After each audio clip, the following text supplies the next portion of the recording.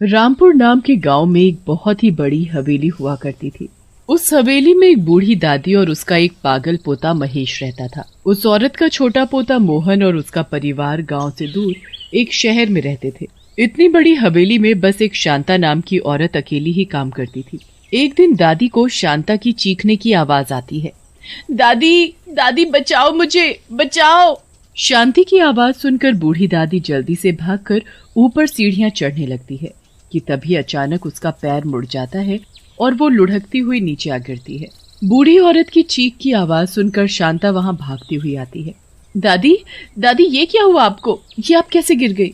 शांता जल्दी से दादी को उनके कमरे में लेकर जाती है और डॉक्टर को फोन करती है। डॉक्टर आकर देखता है तो पता चलता है कि दादी को काफी गहरी मोच आई है। देखिए, आपको काफी गहरी चोट लगी है, इसलिए अब आपको दवाई के साथ थोड़ा आराम भी करना होगा। हे भगवान, बैठे बिठाए ये क्या मुसीबत लग गई मुझे। आप आखिर उन सीढ़ियों से गिरी तो कैसे गिरी? अरे मुझे तो ऊपर से तेरे चीखने की आवाज आई थी। लगता है जानबूझकर मुझे नीचे गिराने के लिए ही उसने ऐसा किया है। आपको ध्यान रखना चाहिए दादी, ये आजकल कुछ ज्यादा ही खतरनाक होती जा रही है। अब चाहे कुछ हो जाए, आप ऊपर बिल्कुल मत जाना। दादी बिस्तर पर पड़ी पड़ी बहुत बोर हो रही थी कि अचानक तभी शहर से उसके छोटे बेटे का फोन आ जाता है। कैसी हो दादी? अरे बेटा क्या बताऊं, कल मैं सीढ़ियों से लुढ़क कर गिर गई थी तो पैर में काफी गहरी मोच आई है। क्या बात कर रही हो दादी? आपने इतनी बड़ी बात मुझसे क्यों छुपाई? मैं कल ही रीना और बच्चों को लेकर आपके पास आ रहा हूँ। जब तक आप अपना अच्छे से ध्यान रखना, ओके?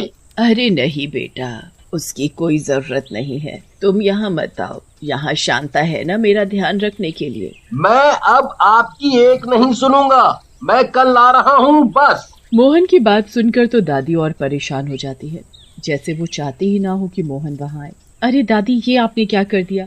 आपको ये बात मोहन को नहीं बतानी थी। अब देखो, कल वो अपने परिवार के साथ आ रहा है, अब आप उसे ऊपर जाने से कैसे रोकेंगी? अब मेरे मुंह से निकल गया तो निकल गया, अब आने दे उसे। हम दोनों मिलकर सोच लेंगे कि क्या करना है। और वैसे भी वो 1-2 दिन में चला जाएगा, उसका काम धंधा भी तो है ना। अगली सुबह पूरा परिवार रामपुर के लिए निकल पड़ता है। कुछ ही घंटों में वो दादी के पास पहुंच जाते हैं। बच्चे तो इतनी बड़ी हवेली देखकर बस खेलने निकल जाते हैं। मोहन और रीना दादी से मिलने जाते हैं कि तभी महेश वहाँ उनके सामने आ खड़ा होता है।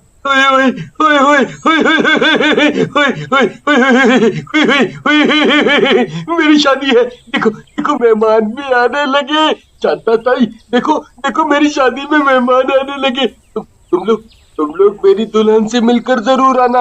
वो ना वो ऊपर ऊपर।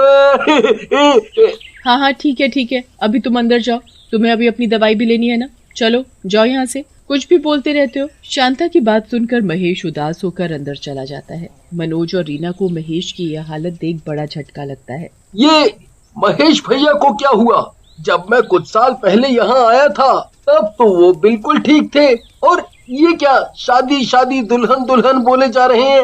अरे आप अंदर चलो, आपको दादी सब बता देंगी। मनोज अंदर जाता है और दादी से मिलता है। उसके बाद वो महेश की हालत के बारे में दादी से पूछता है।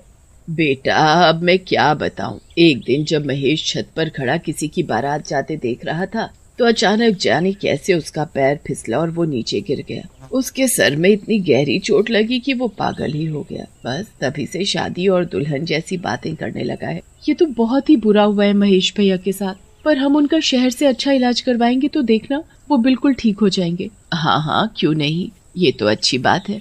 बातें करते करते काफी रात हो जाती है और फिर सबको नींद आने लगती है।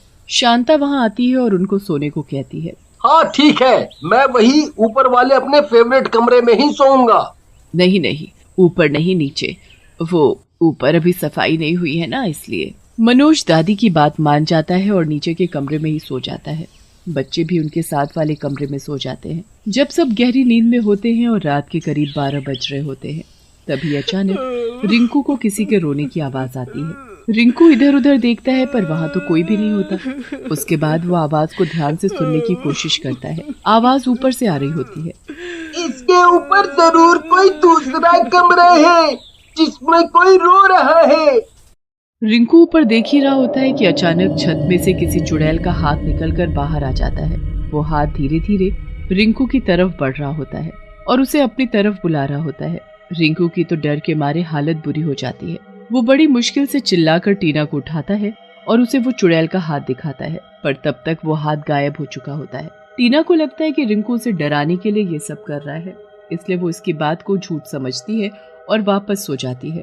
रिंकू भी बेचारा डर कर सो जाता है और अगली सुबह उसे एक बुरा सपना समझकर भूल जाता है। पर अगली रात भी रिंकू के साथ वही होता है। वो हाथ छत से निकलकर बाहर आ जाता है और रिंकू को अपनी तरफ बुलाने लगता है। मुझे मत मारो, मुझे छोड़ दो। टीना, टीना उठो, प्लीज मुझे बचा लो, प्लीज। रिंकू डर के मारे पीछे ही चलता रहता है और उसका पैर वहाँ पड़े कंचों पर पड़ता है और वो बड़ी बुरी तरह फिसलता है। रिंकू का सर फर्श पर लगने ही वाला होता है कि उस चुड़ैल का हाथ रिंकू को पकड़ लेता है और रिंकू को चोट से बचा लेता है। उसके बाद वो हाथ वापस रिंकू को अपनी तरफ बुलाने लगता है। इसने तो मुझे चोट लगने से बचाया है, मतलब ये किसी भली चुड़ैल का हाथ है जो शायद मुझे मारना नहीं चाहती बल्कि मेरी मदद जरूर चाहती है। रिंकू को डर तो लगता है, पर फिर भी वो उस चुड़ैल के हाथ को पकड़ता है और वो चुड़ैल उसे ऊपर खींच लेती है। रिंकू एक अंधेरे कमरे में खड़ा होता है और उसके सामने एक चुड़ैल होती है। चुड़ैल को देखकर रिंकू की हालत बुरी हो जाती है। चुड़ैल, ये तो चुड़ैल है, ये मुझे मार डालेगी। और ये मैं कहाँ आ गया? ये किसका कमरा है? और तुमने मुझे ऊपर खींचा है ना?